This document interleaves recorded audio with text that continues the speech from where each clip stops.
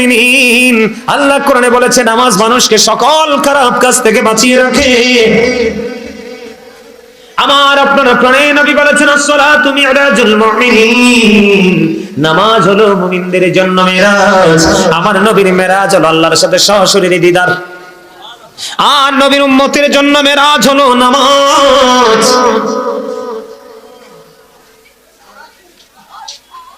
নামাজ শুধু মেরাজ নয়, জান্নাতের চাবিও। মিফতাহুল জান্নাতিস সালাত ওয়া মিফতাহুস সালাতিত তুহুর, নামাজ হলো জান্নাতের চাবি, আর নামাজের চাবি হলো পবিত্রতা। পবিত্রতা ছাড়া নামাজ কবুল হয় না। নামাজ সঠিকভাবে পড়তে না পারলে জান্নাতের চাবিও মিলবে না। ঠিক কিনা বলেন? আর জোরে বন্ধুরে আমার দিকে তাকান। আমার রাসূল বলেছে, হাদিস শরীফের মধ্যে এসেছে, মান সাল্লাল বারদাইনি দাখালাল জান্নাহ। আমার নবী বলেছে এই নামাজ নামক জিকিরের ফজিলত, নামাজ নামক জিকিরের মর্যাদা কত দেখেন। আমার নবী বলেছে, হাদিস শরীফের মধ্যে এসেছে, মান সাল্লাল বারদাইনি দাখালাল জান্নাহ।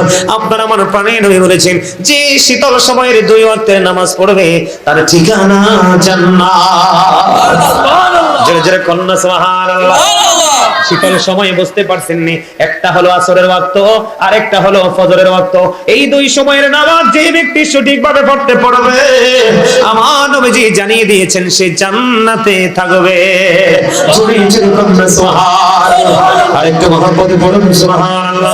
মান তারাকা সালাতাল আসরি ফাকাদ হাবিতা আমালুহু, যেই ব্যক্তি আসরের নামাজ ছেড়ে দিল, যেই ব্যক্তি আসরের নামাজ বাদ দিয়ে দিল, তার সব আমল যেন নষ্ট হয়ে গেল। খেয়াল করেন, নামাজ শুধু পড়লেই চলবে না, ফরজ ওয়াজিব বাদ দিলাম। কি দিলাম? ফরজ ওয়াজিব আমল বাদ দিলাম। ও বন্ধু, 5 ওয়াক্ত নামাজের মধ্যে 12 রাকাত সুন্নাত আছে। কত রাকাত? 5 ওয়াক্ত নামাজের মধ্যে নামাজ নামক জিকির কত নিয়ামত। নামাজ নামক জিকির একটা মানুষের জীবনে কত পরিবর্তন এনে দিতে পারে। একটা অন্ধকারাচ্ছন্ন পরিবেশের মানুষকে পরিপূর্ণ আলোর সন্ধান দিয়ে দিতে পারে।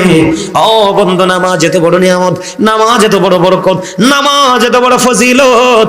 আমি আপনাদেরকে বলি, 5 ওয়াক্ত নামাজের মধ্যে 12 রাকাত সুন্নাত নামাজ আছে। কত রাকাত? 12 রাকাত সুন্নাত নামাজ আছে। আমার নবীজি বলে দিয়েছেন, কেউ যদি এই 12 রাকাত সুন্নাত নামাজ যদি পড়তে পারো কন্টিনিউয়াসলি, ধারাবাহিক ভাবে ওই 12 রাকাত সুন্নাত নামাজ যদি কেউ পড়তে পারো, আমার আল্লাহ তোমাদের জন্য জান্নাতি স্পেশাল ঘর বরাদ্দ রেখেছে। সুবহানাল্লাহ। তাহলে জিকির করলে লাভ না লস? আমল করলে লাভ না লস? আমার দিকে তাকানো বন্ধু, 12 রাকাত নামাজ কি আপনাদেরকে একটু বলে দিবনি? কথা কয় না? এটা বলে দেওয়া দরকার। এই কারণে এখনো বন্ধু ডিজিটাল মোল্লা বাড়ছে, শুধু ফ্যাট আর ফিট ছাড়া কিচ্ছু বোঝে না। ঠিক আছে না? নাই আছে। শুধু দেখবেন আপনার ঘরে দাওয়াত দিলে দোয়া করতে গেলে দোয়া করবে 5 মিনিট, দোয়া করবে কয় মিনিট? 5 মিনিট। আর খাবার খাবে 30 মিনিট লাগাইয়া। দোয়া করার সময় নাই, কিন্তু পেট ভরে খাওয়ার সময় আছে। কথা কন না কেন? না ভুল বলছি? বাস্তবতা থেকে বলছি।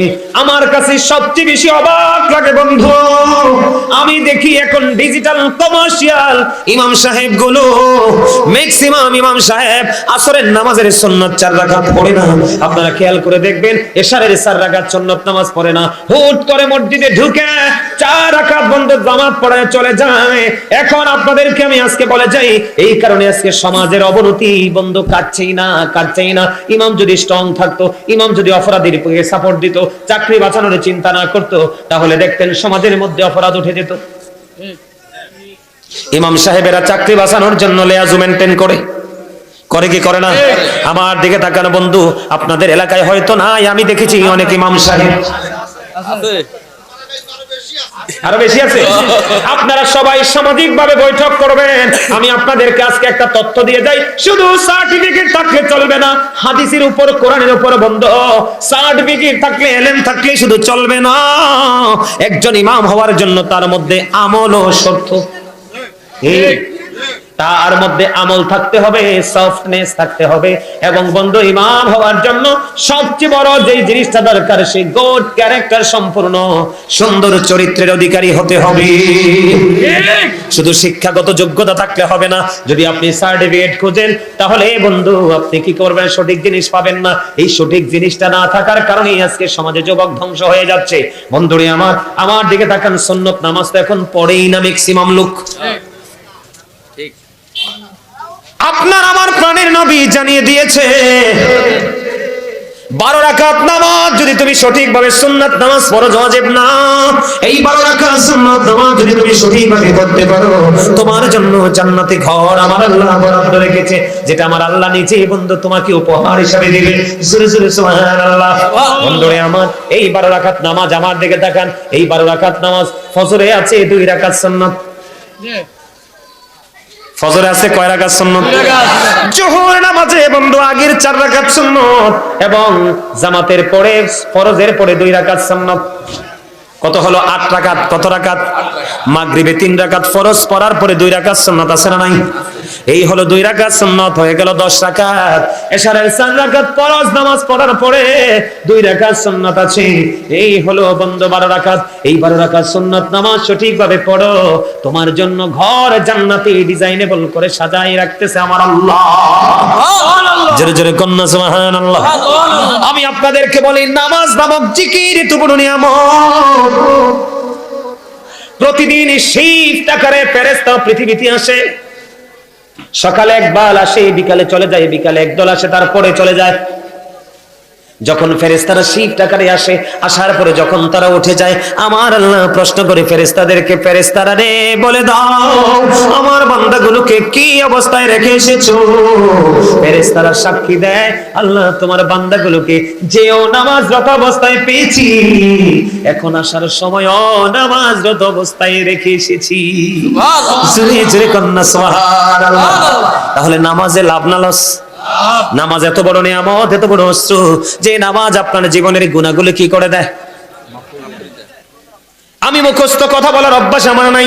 আল্লাহ রাসূল বলেছেন, এদিক তাকান, হাদিস শরীফের মধ্যে এসেছে, সালাতুল খামস ওয়াল জুমআতু ইলাল জুমআ ওয়া রমাদানু ইলা রমাদান মুকাফফিরাতুল লিমা বাইনাহুন্না ইযা তুনিবাতিল কাবাইর।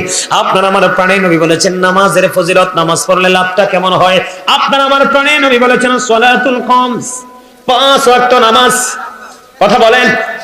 এই যে দেখেন আমার আঙ্গুল কয়টা, মাঝখানে গ্যাপ আসেনি? আসেনি? ঠিক তেমনি 5 ওয়াক্ত নামাজের মধ্যে গ্যাপ আছে। ফজরের পরে জোহর পর্যন্ত এই লম্বা একটা গ্যাপ। কথা কন না কেন? জোহরের পর থেকে আসর পর্যন্ত একটা গ্যাপ, আসরের পর থেকে মাগরিব, মাগরিবের পর থেকে ইশা পর্যন্ত একটা গ্যাপ।